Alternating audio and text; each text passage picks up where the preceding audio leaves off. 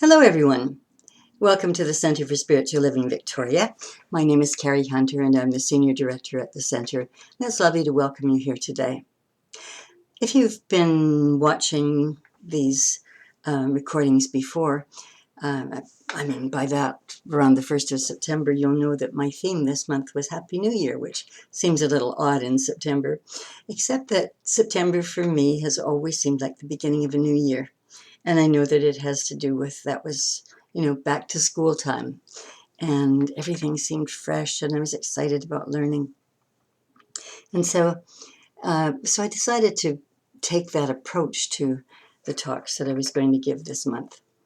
And the one that I gave today was called The Path to Straight A's. Thought that would be kind of intriguing. And then, of course, when the time came to write it, I really wasn't sure what I'd been thinking about. However, as I did consider it, I was thinking about when I was in Banff, which is where most of my family lives, and I was up on a mountain. I hadn't climbed the mountain this time. I had taken the chairlift up Mount Norquay, for those of you who are familiar with Banff. And I found it wasn't busy at all. I mean, the summer is really not that busy. It's the winter time when they're skiing on the mountain. But I found a kind of secluded spot and thought I would just sit and be quiet and allow any thoughts that I had to just dissipate. I just wanted to just be. I didn't want to be thinking about anything. And I didn't go into the tea house, which was just above where I was sitting. I just thought, no, I want to sit outside. I want to drink in that magnificent view. Because from the top of that mountain, you can see all across the valley and down the valley other mountain peaks. And it is absolutely extraordinary. So I sat there for a while and I kind of meditated, just allowed my mind to just be free. If a thought came through that I wanted to honor, I would honor it. And otherwise, I'd just let it go. Mostly just let them go. And then I had a question for myself, and that was, I wonder if I were on the other side. Now, I'm not talking about the other side of the mountain. I'm talking about the other side. I'm talking about the invisible, that place that we're not really sure we know about it unless we've been there and come back again. And that invisible place where everything is possible, that invisible place where everything is created. And as I was sitting there, I thought, I wonder what it would be like to be on the other side and to decide that I would like to do a PhD on Classroom Earth. What would that be like? And again, I just sat and allowed, my mind to be clear and free. And then I felt rather than heard the words, you wouldn't be there to learn. You would be there to remember. And I love that. Here to remember the truth of who we are. We tend to think that everything that we can see, feel, touch, taste, smell is what is real. And in a sense, they are. I would call them small r real. But capital R real is in the invisible. Because without the invisible, without that power, without that presence, without that sense of God, universal spirit, universal intelligence, whatever it is that you want to call it, without that, there would be nothing. Absolutely nothing. Because that power and presence is in everyone and in everything. And we need to remember that. And the thing is that when we're only dealing with our five senses, and we need them, don't get me wrong, I'm not saying, to abandon them. Not in any way, not at all. But if we're only dealing with five senses, we're just missing the richness of life. And as I was thinking about this, I was thinking little children, as they're very young, they see things that are real.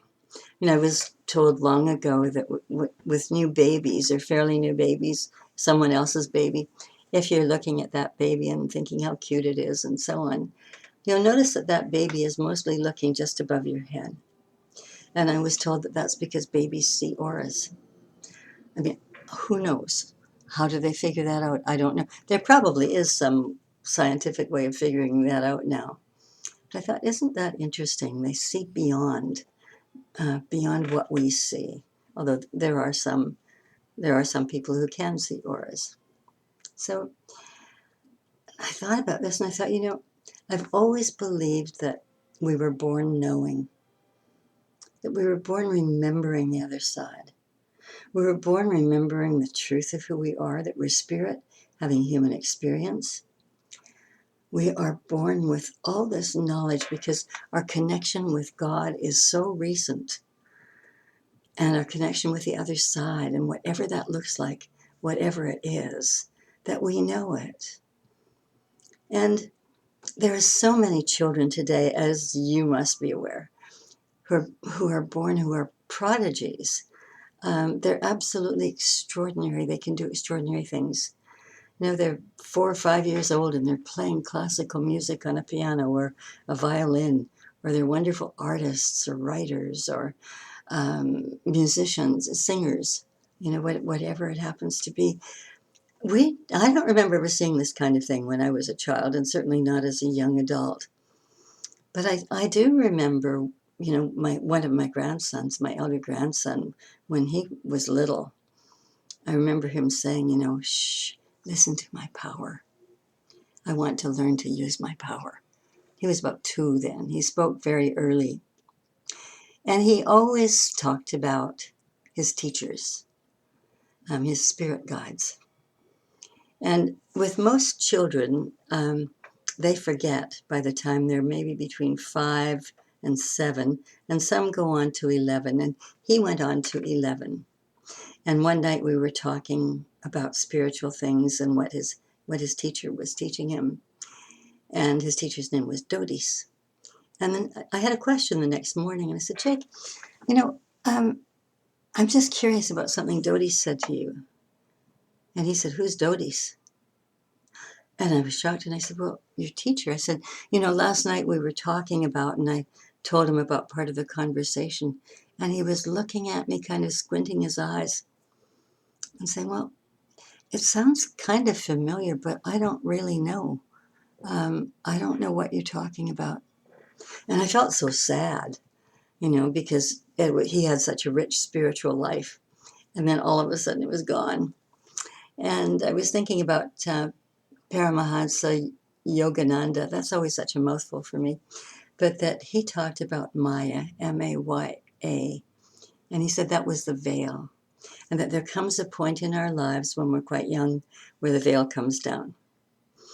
And, excuse me. And from that point forward, we don't remember. We don't remember what we were born knowing. We don't remember the power that we are. We don't remember the love we are. We don't remember the peace we are. We don't remember how we can create. It's just gone. Now, sometimes, certainly in the past, and when I was a child, I wasn't as aware as my grandson, but I can remember saying some things to my mother, and she would say, "Oh, don't talk such nonsense. That's just foolishness. What will people think?" And of course, that would immediately shut someone down. And I think the wonderful thing today is that we don't do that. We don't shut children down when they want to express themselves. We're interested, we're curious, we live in a different time. Thank God. We live in a time where it is absolutely okay to talk about spirit, to talk about spirit guides, to talk about past lives. My grandchildren talked about past lives. It's a remarkable thing. And when I think of some young people that I knew, people used to say, oh, that person reminds me so much of, and would name some famous person in history. And I started to wonder, and I thought, I wonder if that happened to be a past life, or perhaps he or she knew that person in a past life. So many questions, so much to remember. And I was remembering Wayne Dyer's second last book before he passed. It was called Memories of Heaven. And they're all stories of little children who remember what it was like to be on the other side before they were born. They remember past lives. They remember decisions that they made about being born this time around. It's a beautiful book, and I really recommend it if you haven't read it. So, Memories of Heaven. Beyond the veil. Beyond the veil, the thing is that we embrace everything that is here and think it's real, when in fact, the capital R reality, as I said, is in the invisible. That's the place where all creation takes place. That's the place where everything is infinitely possible. And we forget that. We forget, and we certainly forget how powerful we are. We forget that we can use this power. We forget to use it. Our ego minds get in the way. You know, those thoughts that want to keep coming in when in fact we would just like to relax and just allow. And I'm always saying that, you know, meditation is like listening to God and prayer is talking to God. To me, that's what it's really like. And one of my favorite expressions is, in the silence, there are many answers. And certainly on that mountaintop that day, I was getting answers to things that were really important to me. It was, you know, kind of allowing my mind to expand into a different dimension and to sense what is there. And also to have a greater comprehension, a greater feeling about what we do have inside us, what the stuff is we're made of. We're all bits of God stuff, every single one of us. There's no place where God is not. And so that includes us. And you know, we've heard for years that we are created in the image of God, and I think we've got that one all wrong. I think we created God in our image. That's why there's still a lot of people in the world who think that God is some old man with a beard who sits up there on a throne somewhere and makes decisions about whether or not we're good or bad and what we're going to have happen to us. If we're going to be punished or rewarded or just what. That's the God we created in our image. God created us in its image, not physical image. The power, the presence, the ability to co-create, the ability to remember all things. Are we there? You know, Ernest Holmes said, go and have a look at yourself in the mirror. And he said, when you do, you know that that's not you. I mean, you know that the image in the mirror is not your physical self. It is simply an image. It's not real. The real you is on this side of the mirror, or the physical you is on this side of the mirror. And he asked us to consider that same thing when we're looking at what we think is real and what isn't real. You know, what we see around us is a reflection of our thoughts, a reflection of our ideas, our belief systems, and we have to be careful about that. There's a story that I love that I heard a long time ago. I have no idea who wrote it. It's the story of three hermits who live on an island. And the three hermits, the way that they pray is they say, "We are three and thou art thee. We are three and thou art thee." Well, there were people coming, on boats to visit them. And they would get the same thing. They would land and the hermits would say, "We are three and thou art thee." And what would happen would be miraculous. These people would have amazing healings in every part of their lives. And they would go back and they would talk about it. So the word started to spread. And there was a bishop in one of the towns, and the island was off in the distance from him. So he decided that he was going to hire a boat and go over. and just see what this was all about, because after all, if there were miracles being performed, the bishop needed to know about it. So he got to the island, and the three hermits said, "We are three, and thou art thee." And he kind of said, "What?" And they said, "Oh, didn't you come for prayer?" And he said, "Well, I came to learn about your prayer." And they said, "Well, that is our prayer. We are three, and thou art thee." And he said, "That's not a prayer. What are you talking about?" He said, "Oh, I'm going to have to spend a bit of time here, and I'm going to have to teach you how to pray properly." And so he went through all of the mechanics of praying. And the hermits were quite intrigued. And they said they would try. Anyway, the bishop thought his work was done, so he left in a boat to go back home. And as he was in the boat and he had someone piloting the boat, he turned around and looked, and he saw this amazing, amazing light, just dazzling light off in the distance. And he thought it must be coming from the island. And the thing is that the more the boat moved along, the more this light seemed to move with it. And so he asked the person who was driving the boat to just stop for a few minutes, and he did. And then he saw this light getting closer and closer and closer. And all of a sudden, what emerged from this amazing, amazing ball of light were the three hermits running on the water, asking him again to tell them how to pray because they had already forgotten. Well, his jaw just dropped. He couldn't believe what he was seeing. And then, in a moment of humility, which wasn't something he was accustomed to, he said, "Go back to your island and forget everything that I said to you." I love that so much because the truth is within each of us. When we go into a silent place, we really know the presence of God. We know the presence of the divine. And it's from that place that each one of us is a healer. But we need to be connected with the divine in order for that to happen, not just in other people's lives, but in our own lives. When we want to manifest something in our lives, it's that connection with our God selves, with God itself, that power and presence. And it's about being clear about what we want, being absolutely clear, and also having the faith, the belief, the knowing that it is being manifest, because that's actually how it works.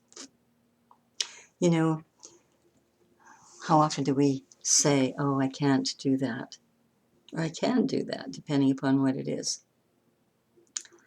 Can't comes from our physical selves. Can comes from the field of infinite possibilities from God.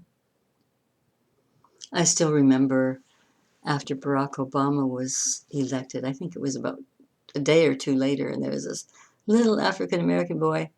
He was probably about 5 years old, and he was going to an ice cream stand to buy an ice cream cone, and he was skipping along, and he was saying, "Yes, I can. Yes, I can. Yes, I can. Yes, I can." And I was smiling from ear to ear, and I also had tears. This little guy, probably his parents said to him, "For the first time, there's a black president of the United States. And so everything is possible for you too." And it was such a touching moment to see that video. Would love to have a copy of that today. So, we constantly hear, "As we believe, it is done unto us." Ernest Holmes quoted that from the Bible over and over again.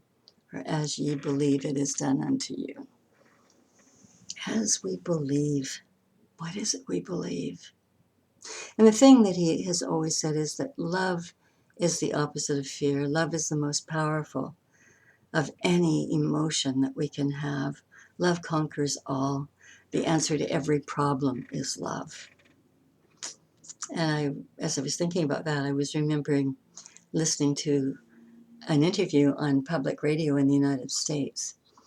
It was a psychologist, and I don't remember his name, but he was talking about non-complementary behavior. I had never heard of that. And then as I thought about it, I thought, well, I guess complementary behavior is doing the exact same thing that the other person is doing to you or with you or, in front of you. And non-complementary must mean you're doing something that's different from that. Anyway, the story went on, and he talked about a friend of his, or rather a client of his, who had had a big promotion at work. And he and his wife threw a big party at their home and invited their closest friends. And it was a very sophisticated affair. They were having appetizers and wine before the meal, and they were all standing and visiting with one another. And all of a sudden, a man walked through the door, and he had a gun in his hand. And he said, "Give me your money." And the host, everybody was startled, but the host looked at him and he said, "We don't have cash. We don't have money." He said, "We don't use money anymore in that sense. It's all plastic." And that further agitated the man. And there was a woman there who had the sense to say to the man, "We're having this wonderful party, and we're drinking this beautiful French wine. Would you like to have a glass?" And he hesitated for a moment, and then he said, "Sure." So she gave him a glass of wine. She said, "It's very good wine." And she said, "Let me make you a cheese plate." So she made him a cheese plate. So he sat, and he was drinking the wine and eating the cheese, and everybody was doing the same thing. Excuse me, please. Sorry, allergies going on today. And so the fellow had eaten his fill, and then he stood up to leave, and he said, "I think I came to the wrong house." I really laughed when I heard that. And the woman who had offered him the wine in the first place asked if he had had enough to drink and so on. And he said, "Well, can I take this glass of wine with me?" And she said, "Of course you can." And she said, "In fact, let me give you a bottle of that wine to take with you." And she did, and he left. And they were all fine. There were no more threats. I don't know where the man went after that. I don't know anything else about the story, except that when you look at people who refuse to become fearful, to panicky, who instead respond with warmth and common sense and affection, with love, with God, everything just works. And I was thinking of the wonderful Byron Katie, who I think about 5 or 10 years ago said she hadn't been fearful of anything for 25 years. She hadn't worried about anything for 25 years because she was in a state of absolute bliss, absolute God connection all the time. She talked about being out walking one night, and it was a dark night, and someone grabbed her from behind, and he had a knife to her throat. And she said she had the idea going through her head, this could be the night that I die. This could be the way that I die. And then she said in a calm voice, "Please don't do this." And the man turned around and ran. You see, it's all about us. It's all about how we behave. It's all about how we think. We have so much going on around us that appears threatening. There are horrible things that are happening in the world. We get caught up in the horrible things, when in fact there are other ways of dealing with them. And this morning I was mentioning again to my people, the 2,700 people in Washington, D.C., who spent the summer meditating on the elimination of crime. And at the end of the summer, crime was down 75% in Washington, D.C. The group stopped their meditation, and the crime rate went up again. And I didn't know that monks have been experimenting with this for many years. A group of monks will go to some place where peace is needed or more love is needed, and they will meditate over a period of time, and they see things change. But then the thing is, when they leave, things go back to the way that they were. And so maybe in addition to a police force, we need meditation forces. We need people who are constantly in meditation for the highest and best in all of us, for all of us, for the good of all humanity, for an end to wars, for women and men and children everywhere to be fed and sheltered and clothed and educated. But you know, just sitting in the silence, allowing the thoughts to empty our minds, that's when the message is going to come through. It's going to tell us what it is to do. You know, Ernest Holmes always said, from a soul level, we should see only God. Oh my God. When we get that, when we practice that, we're on the path to straight A's on our spiritual journey. And so it is. Thank you for joining me today. I would love it if sometime you would drop into the Center for Spiritual Living Victoria on Cook Street. We're in the Cook Street Village Activity Center. That's 380 Cook Street. And what people tend to do is they'll go there and they'll see a sign that says Wellness Center. We have our sign out on the sidewalk, but people look up to see where it is they're going, and they see Wellness Center there. Well, if you can connect that with spiritual wellness as well, you'll know that that's the right building to be in. And you can come in through the front door, or there's one around the side as well. We would be so happy to welcome you there. We do a meditation service at 10:30 in the morning on Sunday morning, and we do our regular service at 11 o'clock.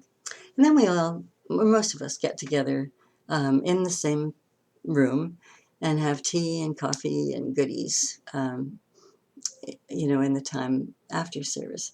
And next Sunday, which will be October 2nd, at 1 p.m., we have a fabulous concert. Wayne Powell. Let me see if I can hold this up so you can see it. Calls it Aloha Music.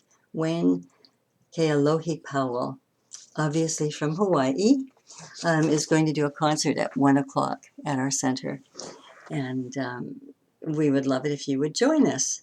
Come for the service if you want. If you do, bring a lunch. If not, there'll be some food for sale at a very modest price, like a sandwich and water or a sandwich and tea and coffee for $5. But feel free to bring a lunch with you if you wish to do that.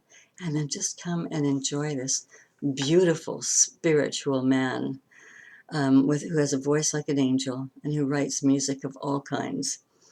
And just get a little touch of that Hawaiian flavor that seems to come through in everything that he writes. He writes a lot of great spiritual music, but he writes everything else as well. It would be lovely to see you there. You can get tickets at the door, and it would just be so much fun. So I want to let you know that. And then on October 9th, if you come to our service that Sunday, if you come in the morning for service, we're having a turkey potluck lunch afterward. And it's going to be a feast. We'll have turkey and stuffing and mashed potatoes and gravy and everything that goes with it. Appetizers, desserts, the whole 9 yards. And it's going to be a wonderful day. So if you would like to join us for Thanksgiving Sunday, we would love to see you there. Have a wonderful week. Bless you, and thank you for being here today. And I do look forward to meeting you soon, and so it is.